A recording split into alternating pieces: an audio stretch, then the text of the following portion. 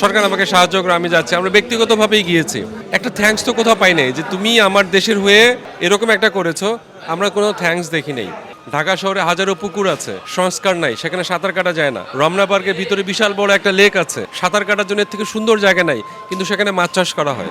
অনেক গভর্নমেন্ট আসে যায়, আসলে এই যে ধরেন ম্যারাথন বা বিভিন্ন ধরনের স্পোর্টস, এই ব্যাপারে প্রত্যেক গভর্নমেন্ট কেন আসলে উদাসীন? মানে গভর্নমেন্ট চেঞ্জ হচ্ছে, বিভিন্ন রকম প্রশাসক চেঞ্জ হচ্ছে, শুধুমাত্র ফুটবল এবং ক্রিকেটে ভালো একটা বাজেট আছে, আপনি দেখবেন অন্য কোনো ক্ষেত্রে ন্যূনতম বাজেট নেই। এটা কি শুধু উদাসীনতা, নাকি তাদের আসলে কনসার্ন নেই যে ফুটবল এবং ক্রিকেট বাদে অন্য কোনো খেলা হতে পারে? দেখুন, বাংলাদেশে প্রায় এখন 20 জনের কাছাকাছি আয়রন ম্যান আছে। এখানে তো মিনিমাম 50-60টা দেশ অংশ নেয়। তো 50-60টা দেশ অংশ নিচ্ছে, সেখানে আপনি আপনার দেশের পতাকা তুলে ধরছেন। তো আপনার দেশের পতাকা তুলে ধরার জন্য অন্যান্য জায়গায় সরকার কিন্তু লাখ লাখ টাকা খরচ করছে। আমি পার্সোনালি সরকারের কাছে চাইনি, আল্লাহ আমাকে সামর্থ্য দিয়েছেন, আমি কষ্ট মষ্ট করে ম্যানেজ করে নিয়েছি। কিন্তু আমি তো জাস্ট শিশু বলতে পারেন, হাজারো এক্সপার্ট অপেক্ষা করছে এই ধরনের প্রতিযোগিতা যাওয়ার জন্য, পৃষ্ঠপোষকতার অভাবে পারে না। তো আমরা যারা আয়রন ম্যান আসছি, আমরা তো চাইনি সরকারের কাছ থেকে যে সরকার আমাকে সাহায্য করে আমি যাচ্ছি, আমরা ব্যক্তিগতভাবেই গিয়েছি। একটা থ্যাঙ্কস তো কোথাও পাই নাই। এই একটা থ্যাঙ্কসই কিন্তু অনেক কিছু ঘটে যায়। তো আমরা মনে করি যে হ্যাঁ, সমাজ পরিবর্তন হচ্ছে, রাষ্ট্র পরিবর্তিত হচ্ছে, এখনকার প্রজন্ম পরিবর্তিত হচ্ছে। এই বিষয়গুলোকে এখন সামনে নিয়ে আসতে হবে। আমি সরকারকে একেবারে না বলবো না, কারণ বাংলাদেশ সেনাবাহিনীর তত্ত্বাবধানে অনেকগুলো ইভেন্ট হয়েছে, বাংলাদেশ অলিম্পিক অ্যাসোসিয়েশন সেখানে ইনভলভ হয়েছে।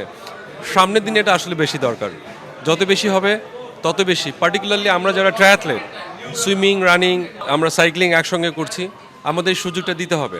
ঢাকা শহরে হাজারো পুকুর আছে, সংস্কার নাই, সেখানে সাঁতার কাটা যায় না। রমনা পার্কের ভিতরে বিশাল বড় একটা লেক আছে, সাঁতার কাটার জন্য এর থেকে সুন্দর জায়গা নাই, কিন্তু সেখানে মাছ চাষ করা হয়। আমরা বিভিন্ন জায়গায় গিয়ে বিভিন্ন জলাশয় দেখতে পাই, একটু সংস্কার করলে সেখানে সাঁতার কাটা যায়।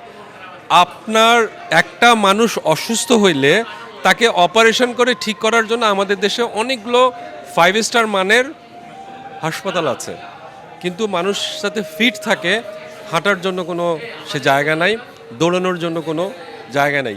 যদিও বা আছে, সেই রকম লেভেলের অপব্যবহার মধ্যে রাস্তাগুলো পড়ে আছে, দখল হয়ে আছে, সেখানে সাধারণ মানুষের কোনো সুযোগ নাই এক্সারসাইজটা করবার। তা আমরা তো সারা জীবন শুনে আসছি যে প্রতিকারের চেয়ে প্রতিরোধ শ্রেয়।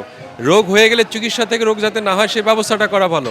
তো সেই ব্যবস্থা করতে হলে আমাদেরকে তো মাঠে যাওয়ার সুযোগ দিতে হবে। সে মাঠটা কোথায়, সে রাস্তাটা কোথায়, সে ফিল্ডটা কোথায়, যেখানে আমি একটু সাইকেল চালাবো। তো আমার মনে হয় যে এই কথাগুলো বলার জন্য শোনার মানুষ কম, সামনের দিনে নিশ্চয়ই হবে। আমি প্রচণ্ড আশাবাদী মানুষ, আমার মধ্যে কোনো নেগেটিভিটি নাই। আমরা অনেকটা এগিয়ে গেছি, সামনের দিন ইনশাল্লাহ আরও এগিয়ে যাব।